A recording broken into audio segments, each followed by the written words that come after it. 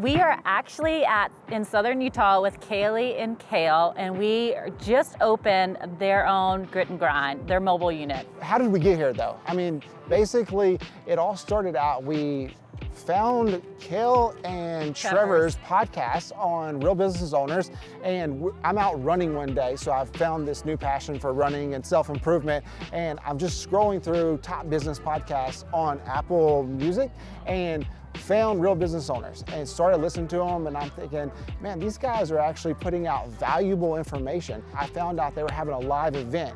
I come back to my wife and I said, hey, listen, I don't care what we have to do or move on our calendars. We are fixing to go get in the room with these people.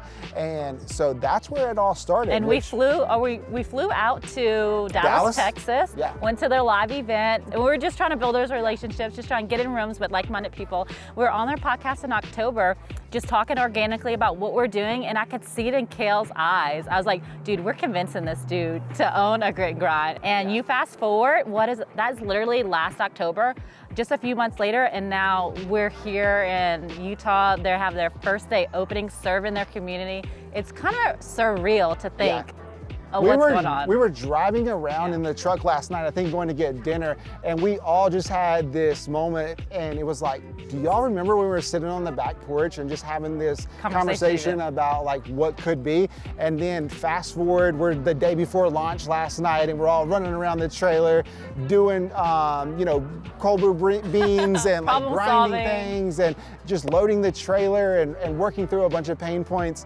But it's honestly beautiful proof what happens whenever you put yourself around just doers. Like we could still be talking about it and trying to have it perfect and plan it out and wait and save money or whatever. But like, this is such good proof that like, if you just surround yourself with action takers or people who are like doing life, like really doing it, you move faster than your normal person, which is pretty cool.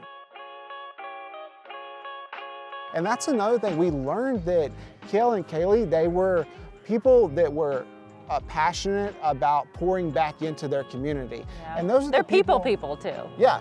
We were talking about that this morning. Yeah, so that's awesome. So, I mean, we ultimately love surrounding ourselves with people who like to just give back. Serve. Right? Yeah, serve others. That's a character trait that we look for when we're ultimately vetting our franchise owners. We want to make sure that we're building a community of people that's going to spread light, right? Those core values, and Kale and Kaylee are definitely those people. All of our owners are that, and that's why we just have such a great community of owner operators, and that's why I believe this brand is going to do amazing things, just because of the people in the community that we have involved. Yeah, we're just surrounding ourselves with a bunch of action takers and doers, and that's your vibe literally attracts your tribe. And I always say that, but when we get our whole group all together, like the sky's the limit. We're getting things done, we're improving the processes, we're figuring out how we can serve our community even more and more and more, and so, or give even our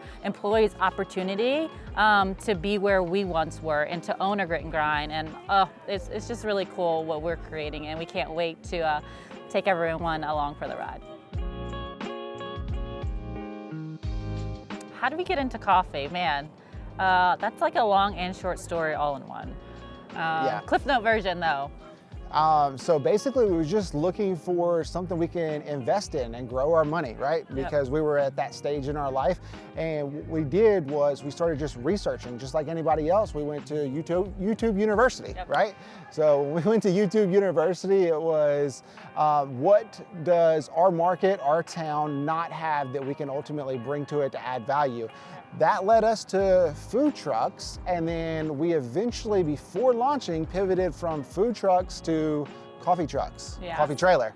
So yeah, food trucks, I mean, they're great. It's not something that I would want to work in. And so the American dream is like to work for yourself, but the cute American dream is to own a coffee shop. Like every girl wants to do that. Yeah, we were just kind of like thinking, what would we enjoy doing? And like when we started really thinking about it, we started getting away from like, okay, we don't really just want to have this vehicle that we can invest and start a little side hustle and grow. We wanted to do something we really enjoyed doing. And when we started thinking about it, it was like, man, I feel great when I go get a cup of coffee. She didn't even drink coffee, but like one of the first things that I did when I traveled a lot for my previous job is I would Google the nearest coffee shop. And then just the environment and culture that coffee had, like, it was like, man, I want to give people high fives and make their day greater by giving them caffeine.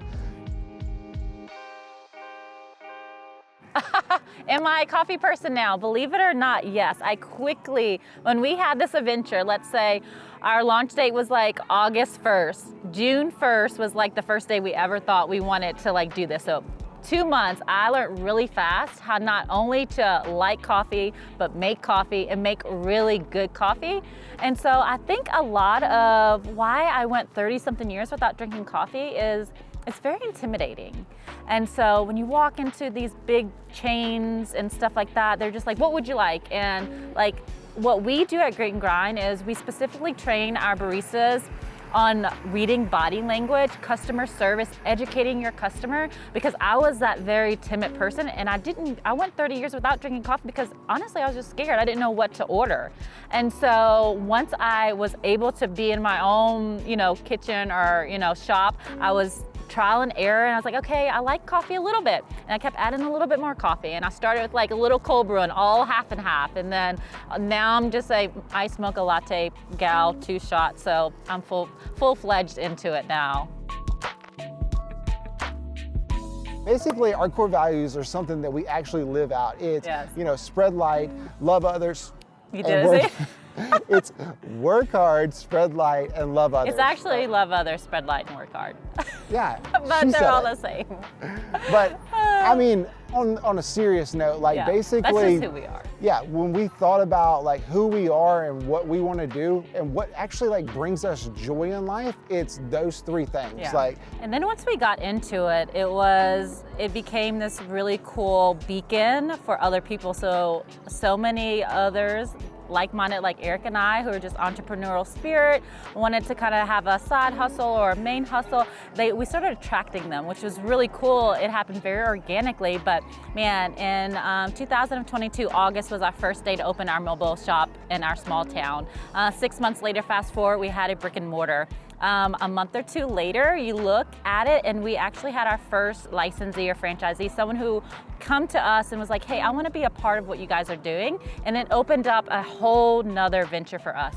And we've realized along that path that that's a whole nother level of like fulfillment for us, is being able to be a part of someone else's, being able to allow them and help them forge their own path in their own little adventure, and just being the right-hand man and helping them and guiding them and just using our pitfalls and our mistakes so they could fast forward past them and do their own coffee industry kind of thing and solve a problem in their community. So what we're doing is we're creating this community now, right? And it's just a community of like-minded people who genuinely enjoy providing light to other people, and then also believes in, hard work pays off, right? Grit and grind, the whole meaning behind that is we know that we're going to ultimately have short-term sacrifices for long-term gains. And so we just put our heads down and grind daily, and then the results that come from that have been beautiful. Yeah, it's been pretty cool. We have great product, no doubt. Like, we'll put our coffee up to anybody, but the one thing that I think stands us out of the rest of the competition, if you want to say, is our customer service. The way we treat our customers and the way we tell our baristas to try and get to know them and know their drink orders and just have that familiar face when they walk in and just greet them like you've known them, because that might be the only time that they feel seen throughout the day or week or whatever it is. And so if we can make someone, our goal is always to leave someone or something better than we found them. And that goes with, we like to do real estate and flip houses and clean up areas. And I mean, even with people though, we always want to leave them a little bit happier, a little bit better than whenever they walked into our shop. So. Yeah, and sometimes that looks like just basically understanding and reading the room. Like, you know, I want to stop and have a genuine conversation with somebody. I don't want to just rush through the order process. We train our baristas and our team members, hey, let's actually get personal and have a genuine conversation with somebody, and then also like figure out how we can improve their day. Sometimes that looks like just giving them a high five. Sometimes that's as simple as smiling at them, right? Yeah. But at the end of the day, like Destiny said, our primary focus is to sell an experience. We want them to leave better than they came. Our small town never had a coffee shop. I'm like, what small town does not have a coffee shop? So that was a problem that we definitely wanted to be able to fill. But at the same time, we wanted to prove a concept. And so we went with a mobile unit, which to us makes sense, but it was kind of a new paved way in the industry, honestly. Yeah, I think it was like also this trend, right? That people were really kind of excited about. And when you start researching things, we're also the type of people who don't like to just go with the norm and do something that everyone else is doing. So they did have coffee shops in like small towns like where we were from, but however, there was no mobile coffee shops nowhere near us. I mean, you could drive an hour in any direction and there was no mobile coffee shops. And me and Destiny are big on like just trying to forge new paths. And going against the grain. Yeah, not be the same as everyone else in a sense. And it was really cool though, because once we got into it, we realized, of course, we started it for our small town and we could serve our community, but then we're like, we can go wherever we want and meet all kind of new people. And once we're in the trailer or behind the bar, we realized there's so many people in all these communities that we would never know unless coffee brought us together. And honestly, that's one of the coolest things that we never would have sought out to think that that was, you know, something that was going to happen. But it was surprisingly one of the things that now we absolutely love about what we do. The cool thing about our menu is it serves every single clientele or customer, because I was that customer who did not like coffee. And so we have a beautiful menu of handcrafted lemonades. We have Red Bull Revivers, smoothies. We have everything for someone who doesn't like coffee. We even have things for someone who doesn't like coffee but still wants caffeine. And then on polar opposite, we have all the coffee, all the caffeine, you know, so we have a good range of a little bit of everything that if you walk up, no matter if you have dietary restrictions, health restrictions, lifestyle, we have so many really cool sugar-free options that's not just your basic vanilla. So, and it's been really cool to serve today and be able to hear those comments.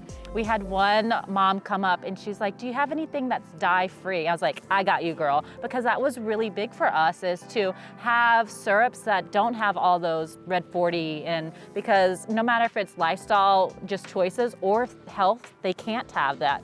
And so it's really neat to be able to provide that and allow kids to be able to drink whatever lemonade they want, no matter if it's red, pink, you know, different colors. So and it'd be safe. And it'd be healthy and safe, and they can actually drink it. So that was very important to us when we developed a menu, is to be conscious of every single person. If they walked up, I wanted them to feel very inclusive and feel like they had something on the menu that was made for them and not just like one thing. So we talked about how we got here to Utah, but if you would love to be a part of what we're doing and the culture that we're creating here at Grit and Grind, you could always find us. I always forget, where should they go? So you can find us at gritandgrind.coffee, and if you have those core values that we talked about, we would love to connect with you.